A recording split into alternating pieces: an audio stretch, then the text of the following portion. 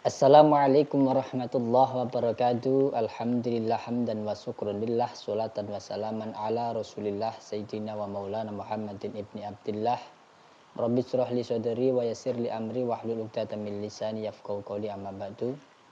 Saudaraku dimanapun berada, alhamdulillah kembali lagi di channel Yasin Mirza, mengupas terkait primbon Jawa dan sebagainya.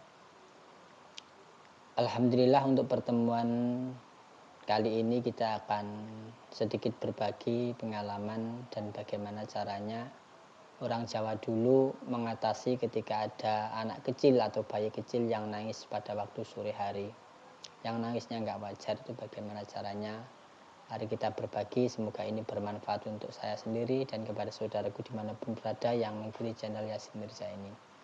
Akan tetapi alangkah baiknya marilah kita doa semoga saya beserta keluarga dan saudaraku dimanapun berada yang mengikuti channel Yasin Mirza ini dipermudah oleh Allah segala urusannya, diberkahi rezekinya, diberikan keluarga yang sakinah mawaddah warahmah. Dan jangan lupa untuk selalu bersolawat kepada baginda Sayyidina wa maulana Muhammad Rasulullah SAW. Semoga dengan solawat ini hidup kita akan dipermudah oleh Allah dan besok mendapatkan syafaatnya Rasulullah sallallahu alaihi wasallam. Sallallahu ala Muhammad sallallahu alaihi wasallam. Sallallahu ala Muhammad sallallahu alaihi wasallam. Shallu ala Nabi Muhammad.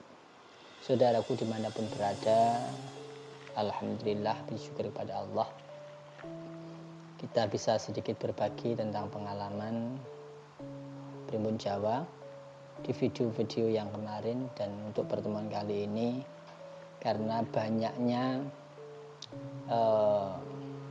saudara-saudaraku yang jauh sana juga yang dekat sini, banyak yang mengeluh terkait anaknya yang kecil ataupun yang sudah umur 7 tahun, 8 tahun sering sakit, tapi ketika dibawa di rumah sakit itu semuanya normal.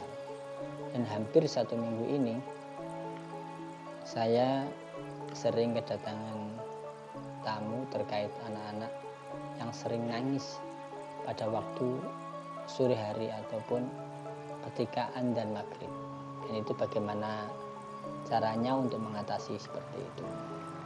Kalau pengalaman saya dari Simbah dulu, ini langsung dari Simbah ya, ini dari Simbah dulu ketika ada anak kecil yang nangis di sore hari, itu ada doa khusus untuk bagaimana caranya anak kecil itu segera nang meneng ben uga nang nangis. Intinya ada doa tersendiri biar anak kecil tadi tidak sering nangis. Kalau biasanya anak kecil yang sering nangis di sore hari itu biasanya ada yang mengatakan cara orang Jawa itu sawanen. Sawanen itu mungkin diajak bepergian yang kemungkinan indera keenamnya itu masih nyambung. Dia sering melihat hal-hal yang tidak bisa kita lihat. Karena hal-hal yang gaib anak kecil itu masih bisa melihat karena indera keenamnya biasanya masih terbuka.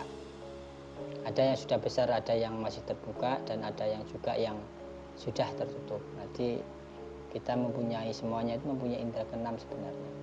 Tapi ketika dewasa ada yang sudah tertutup, ada yang tidak. Tapi semua anak kecil biasanya kebanyakan masih bisa melihat hal-hal yang gaib. Makanya kadang-kadang nangis menjerit ini karena dia ketakutan seperti itu. Jadi ada doanya tersendiri.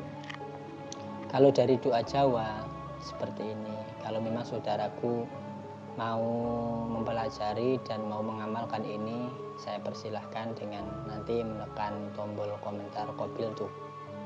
Semoga yang saya berbagi pengalaman atau pengertian ini bisa bermanfaat untuk saudaraku dimanapun berada ketika anak cucunya atau anak saudaranya yang menangis ketika pada waktu maghrib.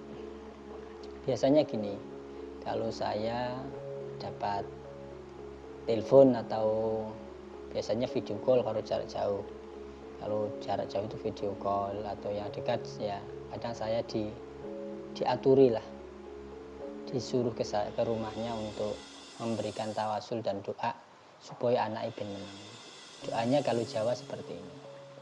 Kalau biasanya kalau saya sendiri, pertama saya tawasul kepada baginda Nabi, pada sahabatnya, para alim ulama, Syekh Abdul Qadir Al-Jilani. Setelah itu saya sebut namanya.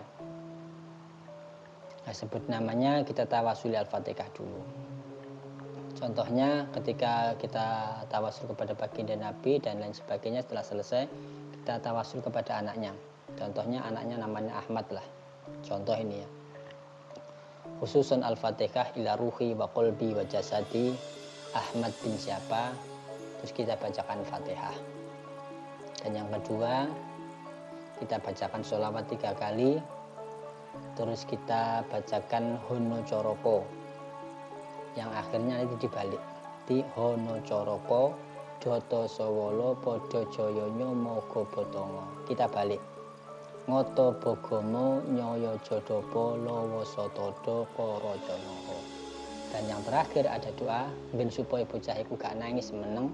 Ada doanya begini: ngurgo ngurmo ngrombo jati ngurtek. Nah, ketika jari kita muni ngurtek itu kita tekankan kepalanya, tik. Ketika jarak jauh ya kita angan-angan saja ya, kita tekan tek. Sekali lagi doanya adalah ngurgo ngurmo ngrombo jati ngurtek. Itu dari simbah saya, dan alhamdulillah juga sering saya gunakan dengan cara-cara tadi kok. Alhamdulillah 80% itu menang. Tapi juga tidak menuntut pengkulian, kadang-kadang ada yang masih nangis. Tapi kebanyakan itu alhamdulillah Gusti Allah ridha memberikan menang, jadi menang ya. Tapi ya juga saya pernah menggunakan ini untuk anakku sendiri, kadang-kadang juga gak menang. Tapi kalau anak orang lain, alhamdulillah sering.